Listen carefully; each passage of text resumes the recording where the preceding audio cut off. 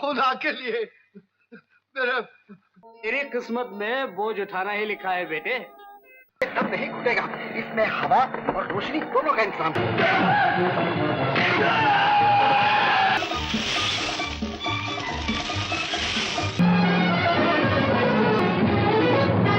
बाकी है।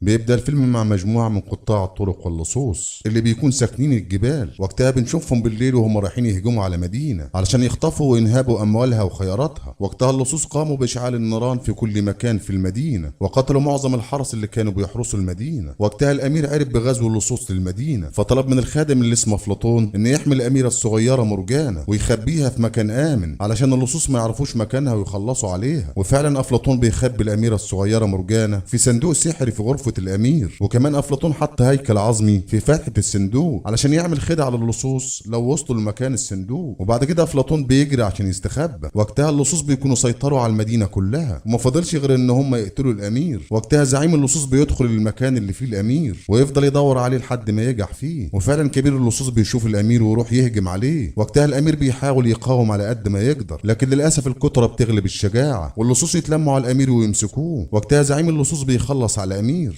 بعد كده بنشوف اللصوص وهم بيسرقوا صناديق المجوهرات والذهب والالمازات الموجوده في المكان. وبعد كده بياخدوا بعضهم ويطلعوا من القصر. ولما اللصوص مشوا من المكان افلاطون بيروح للمكان اللي فيه الصندوق ويخرج الاميره منه ويطمن عليها. وقتها مرجانه بتشوف والدها الامير مقتول ومرمى على الارض. وقتها بتفضل تبكي وتنهار على اللي حصل. وبعد كده افلاطون بيطلب منها انها تهرب من المكان بسرعه قبل اللصوص ما يرجعوا يخلصوا عليها. وفعلا افلاطون بياخدها ويهرب من المدينه. بعد كده بنروح لمدينه تانية وهناك بنشوف اخو الامير اللي اسمه علي بابا بيوزع هدايا وصدقات على الفقراء والمساكين بمناسبة زواج أخوه الأمير قاسم. ساعتها بنعرف إن الأمير علي بابا كل الفقراء والمساكين بيحبوه وبيفضلوه عن أخوه الأمير قاسم اللي بيكون بخيل ومش بيديهم حاجة. بعد كده بتبدأ مراسم الفرح ويروح علي بابا يقعد جنب أخوه الأمير. وساعتها العريس والعروسة ما كانوش شافوا بعض قبل كده. وساعتها العروسة بتكون مخبية وشها ولابسة حجاب ولازم العريس في الوقت ده يشوف عروسته وهي كمان تشوفه. وقتها الأمير قاسم بيكون خجلان ومكسوف جدا. وقتها علي بابا بيشجعه إنه يشوف عروسته. وكمان العروسة بتكون خجلانة وحاطة إيديها على وشها. وبعد كده بتجهز نفسها وتبص في المرايه اللي تحتيها عشان الامير قاسم يشوفها وتبدا مراسم الفرح. لكن الامير قاسم بيكون مكسوف وخجلان. يروح علي بابا بص في المرايه بدلا من اخوه. وقتها العروسه بتفرح جدا وتفتكر ان علي بابا هو العريس، لكن بعد شويه بتتصدم لما تعرف ان الامير قاسم هو العريس وتبقى عاوزه ترجع في كلامها لان علي بابا هو اللي عجبها. وكل الموجودين في الفرح بيشوفوا العروسه وهي زعلانه، لكن اهل العروسه بيدوسوا عليها ويجوزوها للامير قاسم. وبعد كده بنشوف علي بابا وهو بيهنى اخوه الامير ويقول له مراتك جميله جدا ربنا يسعدكم. وبعد فتره علي بابا بيكون قاعد لوحده وبيتدرب على رمي السلاح. ومرات اخوه قاسم الجديده بتكون حاطاه في دماغها وتنزل لحد عنده لان هي بتحبه ومش بتحب جثه الامير قاسم ومش قادره تنساه. ولما وصلت عنده مسكت ايديه وبدات تتغازل فيه وتقول له بحبك. وقتها علي بابا بيكون مصدوم من الكلام اللي هي بتقوله وكان بيحاول يبعد عنها ويقول لها انت مرات اخويا وانا عمري ما اخون اخويا الكبير الامير قاسم. وبعد كده بتعرض عليه نفسها وتفضل تحضن فيه وهو بيحاول يهرب منها على قد ما يقدر قبل ما حد يشوفهم. ساعتها بتتعصب عليه ان بيرفض حبها. وقتها خافت ان علي بابا يفضحها قدام اخوه الامير قاسم. وفجاه بتشوف الامير قاسم وهو داخل عليهم. راحت فكت شعرها وحاشت طرحتها وفضلت تصوت بصوت عالي عشان الامير قاسم يسمعها ويجي عندها. وفعلا بيسمعهم الامير وتجري على الامير قاسم وتحضنه وتقول له اخوك كان بيتحرش بيا. وقتها الامير قاسم بيصدق كلام مراته ويفضل يتخانق في اخوه علي بابا. وقتها علي بابا بيقول له ان مراتك بتكذب عليه وانا عمري ما اعمل مع مرات اخويا الكبير كده، ده هي اللي طلبت مني الاول وانا رفضت علشان احافظ على شرف اخويا الكبير. وقتها اختهم الكبيره بتسمع الكلام وتنزل من فوق وتقول للامير قاسم ان علي بابا عمره ما يعمل كده، مراتك بتكذب عليه وعاوزه تقوم البيت حريقه وتكرهكم في بعض لان من البدايه هي ما كانتش موافقه عليه وكانت عاوزه تتجوز علي بابا. والكلام ده كله الناس تشهد عليه. وللاسف الامير قاسم بيكون بيحب مراته وبيسمع كل كلمه بتقولها. راحت طلبت منه انه يمشي علي بابا من القصر. وفعلا الامير قاسم بيطلب من اخوه انه يسيب القصر والا هيقتله. وقتها اختهم الكبيره بتقول علي بابا لو ساب القصر انا همشي معاه. بعد كده الامير قاسم بيكون محتار يعمل ايه. راحت مراته راحت عنده وقالت له انت شاكك فيا ولا ايه. راح رد عليها الامير قاسم اللي ما كانش له شخصيه وقال لها انت عمرك ما تغلط انت اخلاقك نقيه. بعد كده بتطلب من الامير قاسم انه يمشي اخواته الاثنين وبتهدده انها تسيب القصر وتمشي وهترجع بيت اهلها لو اخواتك دلوقتي ممشوش. وفعلا علي بابا بيسمح كلام مراته ويمشي اخواته من القصر، وكمان طلبت من الامير قاسم ان يخلعهم كل المجوهرات اللي هم لابسينها. ساعتها علي بابا بيرمي لهم كل حاجه ويمشي هو واخته ومعاها الخادمه من القصر. بعد كده بنرجع للاميره مرجانه اللي بيكون خدها الخادم افلاطون وهرب بيها من المدينه علشان يحميها من اللصوص اللي هاجموا المدينه. بعد كده هما الاتنين بيروحوا المملكه بتاع علي بابا، وهناك مرجانه بتشتغل رقاصه علشان تقدر تصرف على نفسها هي والخادم بتاعها افلاطون. وقتها بيشوفهم كبير الحرس بتاع الامير قاسم ويطلب منها انها تيجي ترقص قدام الامير، لكن ساعتها مرجانه بترفض ان تروح معاه القصر وبتقول له انا برقص عشان اوكل نفسي مش عشان الترفيه، دور على حد تاني يروح للامير ويسليه. وقتها كبير الحرس بيتعصب عليها ويطلب من رجالته انه يقبضوا عليهم. وقتها افلاطون بيحاول يدافع عن الاميره مرجانه ويفضل يتخانق مع الحرس والحرس يفضل يضربوا فيه. وبعد كده افلاطون بينجح انه يهرب من المكان ومعاه الاميره مرجانه، وفضلوا يجروا في الشارع والحرس يجري وراهم لحد ما نجحوا الحرس ان يمسكوهم. وقتها كبير الحراس بيمسك الكرباج ويفضل يقتل فيهم. وقتها افلاطون بيتخانق معاه ويقول له مش عيب عليك راجل يقتل امراه، لكن كبير الحراس ما كانش عنده رحمه وفضل يضرب فيهم لحد ما شافهم الامير علي بابا وجري عليهم ومنع رئيس الحرس انه يضربهم. بعد كده بتقوم خناقه كبيره بين علي بابا والحرس، وفي النهايه علي بابا بينجح انه ينقذ الاميره مرجانه والخادم بتاعها افلاطون، والحرس يطلعوا يجري في الشارع ويسيبوا السلاح بتاعهم، وافلاطون ومرجانه يفضلوا يضحكوا عليهم. بعد كده هما الاتنين بيروحوا يشكروا علي بابا علشان انقذهم من الحرس، وساعتها مرجانه بتقول له انت انسان محترم جدا وانا بشكرك. راح علي بابا تجاهل كلامها لانه بيكره الحريم من وقت ما مرات اخوه عملت معاه الموقف البايخ واتبلت عليه واتهمته. وبعد كده علاء الدين بيسيبهم ويروح البيت. بعد كده مرجانه وافلاطون بيسالوا عليه ويعرفوا من واحد انه اسمه الامير علي بابا اخو الامير قاسم اللي طرده من القصر بسبب خيانته لاخوه. وقتها مرجانه بتاخد عنه فكره وحشه ان هو خان اخوه الامير قاسم وتحرش بمراته. بعد شويه الحرس بيرجعوا تاني، راح هما الاتنين جروا على علي بابا عشان يحميهم، وفعلا علي بابا بينقذهم من الحرس للمره التانيه. وبعد كده افلاطون بيشكره ويطلب منه انه يقعد عندهم في البيت كام يوم لحد ما يدبروا حالهم ويمشوا من المدينه. وقتها مرجانه ما بتكونش عايزه تقعد في البيت لان علي بابا بيكره النساء. ساعتها بيرد عليهم علي بابا ويقول لهم لو مش عاجبكم امشوا، ويروح يجري على الباب عشان يمشيهم، لكن افلاطون يفضل يترجى فيه انه يوافق. ساعتها اخته علي بابا بتسمع صوته وهو بيتخانق وبيعامل الضيوف معامله مش لطيفه. ساعتها اخته الكبيره بتزعل معاه وتطلب منه انه يعامل الضيوف بطريقه احسن من كده. بعد كده بتطلب من الخادمه جلبدان انها تحضر اوضه للضيوف وتعمل لهم اكل. وقتها بنشوف حال علي بابا فقير وعلى قده، وكان بيساعد الناس برضه على قد ما يقدر. بعد كده افلاطون بيشوف الخادمه ويعجب بيها ويطلب منها انه يروح معاها السوق عشان يساعدها. راح علي بابا رفض وقال له انت هتيجي معايا المزرعه، وفعلا هما الاتنين بيروحوا المزرعه وبدا يقطعوا في الاشجار. وقتها الحمار بتاع افلاطون بيهرب منه ويجري في الجبل. ساعتها علي بابا بيطلب من افلاطون ان يكمل في قطع الاشجار وهو يروح يجيب الحمار. بعد كده بنشوف علي بابا وهو بيجري ورا الحمار والحمار يفضل يجري قدامه لحد ما يروح مكان بعيد في الجبل. وقتها علي بابا بينجح انه يمسك الحمار، وساعتها بيشوف جماعه من قطاع الطرق واللصوص خارجين من بطن الجبل من باب كبير، وساعتها علي بابا بيسمع كلمه السر اللي بيقولوها للباب علشان يفتح او يقفل. بعد كده اللصوص بياخدوا بعضهم ويمشوا من المكان، وبنلاحظ ان عدد اللصوص كبير جدا. وقتها علي بابا بيتدارى منهم علشان ما يشوفوش ويخلصوا عليه. وبعد كده بيسحب الحمار بتاعه ويروح عند المغاره ديت، وعلي بابا بيكون مرعوب جدا وخايف من المكان، وراح واقف قدام الباب وقال للباب كلمه السر. وكلمه السر لما بيكون عاوز يدخل يقول له افتح يا سمسم، ولما بيكون عاوز يقفل الباب يقول له اقفل يا سمسم. بعد كده علي بابا بيدخل جوه المغاره، وهناك بيشوف مكان مرعب وشكله غريب. بعد كده بيلف في المغاره لحد ما يوصل لبحيره بتغلي وتطلع بخار ودخان. بعد كده بيشوف كوبري عالي يوديه الناحيه تانية. بعد كده علي بابا بينزل الكوبري ويروح للناحيه التانية، والحمار بتاعه بيكون معاه. وهناك علي بابا بيتفاجئ بكنوز وذهب ومجوهرات وكمان ياقوت ومرجان. وقتها بيكون حاسس ان هو بيحلم ومش مصدق اللي هو شايفه، والحاجات ديت بتكون اللصوص سارقينها من الناس اللي في المدينه وحاطينها في المكان ده ومخبيينها. بعد كده علي بابا بيجيب اكياس ويفضل يعبي في الذهب ويحمل على الحمار بتاعه. وقتها علي بابا بيشكر ربنا جدا ان اعطاه الكنز دوت عشان يعطف على الفقراء والمساكين. بعد كده بياخدوا الحمار بتاعه ويمشوا من المكان قبل ما اللصوص يرجعوا تاني، وقفل باب المغاره وراه عشان محدش يحس بحاجه. بعد كده خد الحمار والذهب ورجع البيت بتاعه. وقتها بيشوف افلاطون ويجري عليه عشان ينزل معاه الاكياس. يروح افلاطون يوجه كيس من الاكياس على الارض. وقتها كلهم بيشوفوا الذهب الموجود في الاكياس، وعلي بابا بيحكي لهم على كل حاجه ويقول لهم ان الحمار هو اللي دلنا على المكان. ساعتها بنشوف الفرحه في عيون مرجانه اللي بتحبه ومش عارفه تعمل ايه عشان ترضيه. بعد كده افلاطون بيروح للحمار ويتكلم معاه، يقول له عاوزك تعرفنا على مكان الكنز، ويفضل يتكلم مع الحمار والحمار ما يردش عليه لحد ما الحمار بيخاف منه ويطلع يجري، وافلاطون يطلع يجري ورا الحمار. بعد كده الحمار بيروح عند حيطه ويقف قدامها. وقتها افلاطون بيعتقد ان الكنز موجود في المكان دوت، راح جاب آلة حد وفضل يكسر في الحيطه. ساعتها اهل البيت بيشوفوه ويفضلوا يضربوا فيه ويفتكروا انه حرامي جاي يسرقهم. بعد كده حياه علي بابا بتتغير ويبني قصر كبير احسن من قصر اخوه قاسم. وقتها مرات قاسم بتعرف الاخبار وتعرف ان علي بابا اصبح غني في يوم وليله. ساعتها تطلب من الامير قاسم اللي بيسمع كلامها ان يعزم اخوه في القصر علشان يعرف منه جاب الثروه دي منين. وعلي بابا بيكون راجل طيب وقبل منه العزومه وما يعرفش ان اخوه محضر له مكيده. وفعلا الامير قاسم يعمل له احتفال كبير ويستقبله في القصر. بعد كده بيقول له انت اخويا وانا خايف عليك، انت جبت الفلوس دي كلها منين؟ ساعتها علي بابا ما كانش عاوز يقول له، لكن الامير قاسم فضل يترجى فيه. راح علي بابا قال له على كل حاجه وعلى مكان المغاره وكلمه السر بتاعتها. بعد كده الامير قاسم بيطلب الحرس ان يقبضوا على اخوه ويحطوه في السجن بتهمه السرقه، لكن بتنجح مرجانه انها تساعد علي بابا وتفك ايديه المربوطه. بعد كده بتقوم عركه بينه وبين كبير الحرس. وقتها كبير الحرس بيوجع علي بابا على الارض ويروح عشان يخلص عليه بالسيف بتاعه، لكن علي بابا بيتفادى الضربه وسيف الحارس بيجي في مرات اخوه قاسم ويخلص عليها في الحال. وقتها بيكون قاسم جري على مكان المغاره علشان يشوف مكان الكنز اللي قال له عليه علي بابا. بعد كده علي بابا بينجح انه يهرب من الحرس هو ومرجانه. بعد كده علي بابا بيشكر مرجانه انها انقذت حياته وياخدوا الحصان بتاعه ويجري ورا اخوه علشان ينقذوا من اللصوص قبل ما يوصلوا. وقتها الامير قاسم بيكون وصل المغاره وقال كلمه السر والباب اتفتح. بعد كده بيروح عند مكان الكوبري وينزله عشان يروح مكان الناحيه الثانيه اللي فيها الكنز زي ما قال لاخوه علي بابا. وفعلا الامير قاسم بيعدي من على الكوبري ويتفاجئ بالكنوز قدامه والمجوهرات، وبيكون هيتجنن ومش مصدق نفسه من الكنوز اللي شايفها في كل مكان. ومن طمعه خد كنوز وذهب كتير معاه لحد ما وصل عند باب المغاره ونسي كلمه السر. وقتها الحراميه بيوصلوا يروحوا يستخبى منهم لان لو شافوه هيقتلوه. والامير قاسم من طمعه الذهب كان بيسقط منه في كل مكان وكان عامل جره وراه. وقتها الحراميه بيشوفوا الذهب مرمي في كل مكان ويشكوا ان في حد دخل المغاره وسرق منهم الذهب. وقتها كبير الحراميه بيأمر الحرس انها تدور في كل مكان، وفعلا بيمسكوا الامير قاسم وهو سارق الذهب ويفضل يترجى فيهم عشان ما يضربوهش او يخلصوا عليه ويعرض عليهم كل ثروته في مقابل ان يسيبوه. لكن زعيم اللصوص بيأمر الحرس انها تقطع راسه، وفعلا اللصوص بتموته وتقطع راسه. بعد كده اللصوص بيسيبوا المغاره ويمشوا ويروحوا ينزلوا المدينه عشان يسرقوا تاني. وقتها علي بابا بيكون وصل ويدخل المغاره وساعتها بيشوف اخوه مقتول وراسه مقطوعه. وقتها بيجيبوا على الحصان بتاعه عشان يدفنه. بعد كده الحراميه بترجع المغاره تاني وهناك بيعرفوا ان الجثه بتاع الامير قاسم مش موجوده، وكمان بيكون في صناديق ذهب مش موجوده. ساعتها زعيم الحراميه بيعرف ان في واحد تاني عارف مكان المغاره ولازم يخلصوا عليه قبل ما يفضح سرهم. بعد كده علي بابا بيدفن اخوه ويمسك مكان الحكم، والحراميه بتنزل المدينه عشان تعرف اي اخبار عن اي واحد بيغني في يوم وليله. وفعلا اللصوص بيخطفوا واحد خياط ويفضلوا يضربوا فيه ويعذبوه عشان يقول لهم عن اي حد بيغني في يوم وليله في المدينه. وفي الاخر الخياط بيقول لهم ان علي بابا اخو الامير قاسم بيغني في يوم وليله. ساعتها الحراميه بتعرف ان علي بابا ورا كل حاجه وهو اللي عرف سرهم ولازم يتخلصوا منه. بعد كده زعيم الحراميه بيطلب من الحرس ان هم يتخلصوا من الخياط علشان ما يفضحش سرهم هو التاني. وفعلا بياخدوا الخياط ويرموه في البحيره اللي بتطلع الدخان وتغلي. بعد كده زعيم الحراميه بينزل المدينه ويعمل نفسه انه هو تاجر مواد بتروليه وعسل، ويروح عند الامير علي بابا ويطلب منه انه يستضيفه كام يوم. وعلي بابا بيكون راجل طيب وبيكرم الضيف، وفعلا علي بابا بيستقبله. وكبير الحراميه بيدخل البضاعه بتاعته في المخازن وهي عباره عن 40 زلعه وكل زلعه فيها حرامي، ويكونوا متفقين مع بعضهم ان يخلصوا على الامير ويهجموا عليه بالليل. وكبير الحراميه بيتفقوا معاهم على اشاره وقت ما يعملها يبدا الهجوم على القصر. ساعتها مرجانه بتسمع كل حاجه وتعرف ان الزلعه دي فيها حراميه ما فيهاش عسل، وكمان تعرف ان زعيم الحراميه هو اللي قتل ابوها. بعد كده مرجانه بتحكي مع افلاطون على كل حاجه ويعملوا خطه مع بعضهم عشان يتخلصوا من الحراميه. وبيجي الليل ومرجانه بترقص قدام الضيف اللي هو كبير الحراميه في نفس الوقت علشان تلهيه وما يحسش باي حاجه. وافلاطون يبدا يخلص على الحراميه واحد ورا واحد ويرميهم من فوق الجبل ويحرقهم. بعد كده مرجانه بتكشف رئيس العصابه قدام علي بابا، يروح رئيس العصابه خاطف مرجانه ويروح بها المغاره، وعلي بابا بياخد الحصان بتاعه ويجري وراه وينجح انه يدخل المغاره. وهناك بتقوم عركه كبيره بينه وبين رئيس الحراميه وبيتغلب رئيس الحراميه على علي بابا، وعلي بابا بيقع على الارض ويغمى عليه. لكن ساعتها علي بابا بيفوق ويجري وراه لحد ما يروح له عند الكوبري العالي وهما الاثنين يفضلوا يضربوا ببعض لحد ما يتمكن علي بابا انه يوقعه من فوق الكوبري في البحيره اللي بتغلي. وبكده علي بابا بيخلص على زعيم الحراميه ويريح الناس من شرهم. بعد كده بياخد مرجانه ويرجعوا القصر وهناك بيطلب ايديها عشان تتجوزه. وقتها مرجانه بيكون علي بابا حبيب عمرها وما صدقت ان هو طلب الطلب دوت، راح توافقت على طول على الجواز قبل ما يغير رايه. وكمان افلاطون اتجوز الخادمه جولبدان.